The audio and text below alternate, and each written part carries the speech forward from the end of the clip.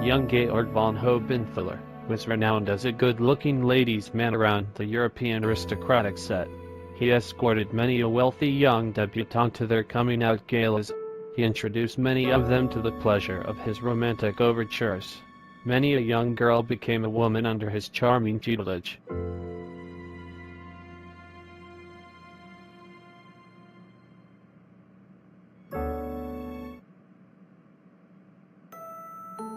His best friend was Prince Karl Heinz von Wattenberg. He was adopted by his uncle and became a prince while in university, when his eccentric 80-year-old uncle died, without an heir. It seems the old prince, who had a dubious past during the war, was living a secretive but very active gay life in exile, in Argentina, with his young Argentinian lover and actor named Francisco. The old prince took care of Francisco in his will. He would never have a financial worry again. However, this did not bode well for the young prince. His family, although aristocratic, historically wealthy, and powerful, had fallen on tough times. Karl Heinz hid his penury well. Being a new prince certainly helped his prospect in university. He was suddenly popular and was too shy and insecure to know how to react to all of the attention.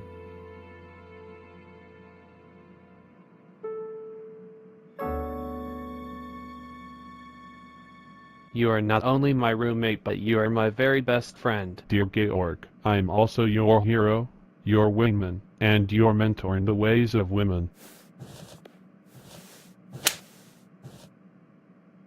Through Georg, he met his future bride, Sophie Bach. She had lost her virtue to Georg 3 seasons ago, yet they remained friends. Her family was wealthy and she was ambitious. She wanted to marry well. Georg and Sophie convinced Karl Heinz to ask her to marry him.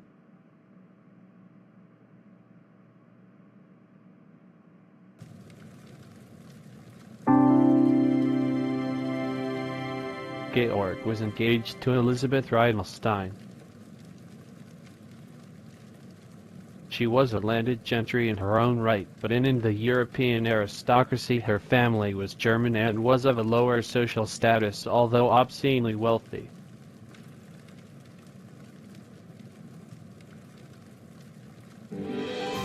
I Graf Georg, Franz Herbert Wilhelm Robert von Hobenthaler, do take you Elisabeth Elfriede von Riedelstein to be my lawful wedded wife for now and forever. I promise to love and respect you until the end of my days. I Gräfin Elisabeth Elfriede von Riedelstein do take you Georg Franz Herbert Wilhelm Robert von Hobenthaler to be my lawfully wedded husband. Now kiss me, you fool.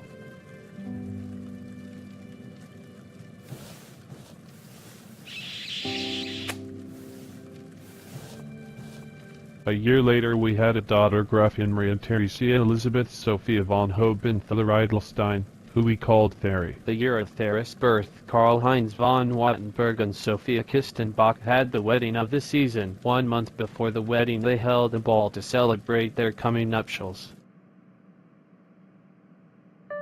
Your wedding is only a month away, then you will become Princess Sophie von Wattenberg. It's all I ever really wanted. Every girl wants to marry a prince and live in a castle. But there is always the happily ever after that is never talked about in fairy tales. What do you mean, Sophie?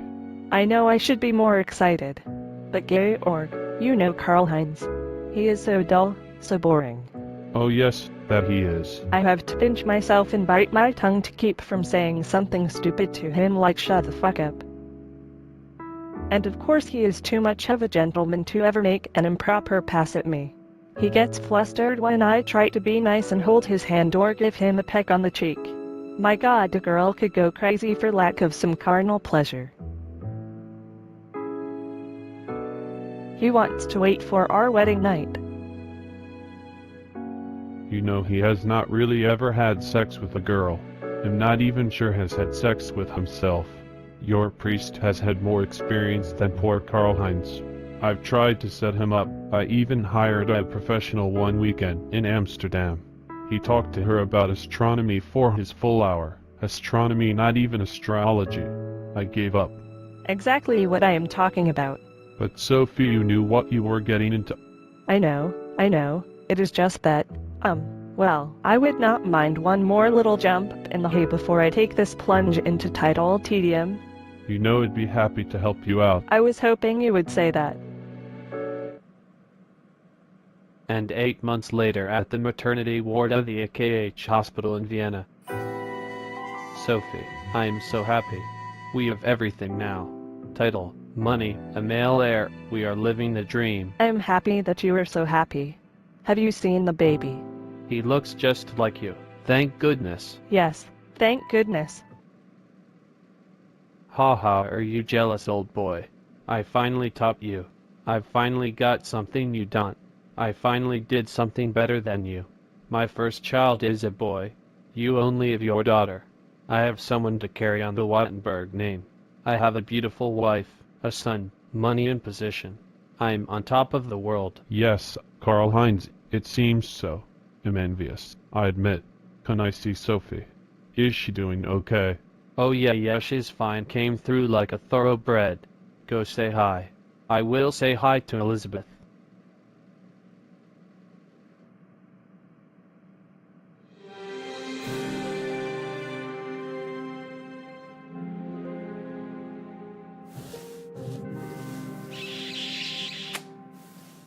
Stop it, Georg.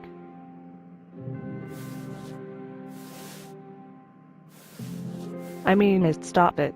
So is the baby just premature, or is it mine? This discussion is never to happen again. I do not care how or why, but you are to never speak of this again. I will not jeopardize my child or my position because of you. I want you to swear, on your mother's grave. You will never mention this to anyone, never hang about it, never nod and wink about it. This child will be Karl Heinz heir. Do not destroy this for me. But Sophie, I love you. If you truly love me, never speak to me again. Kiss me, then walk away and never come back.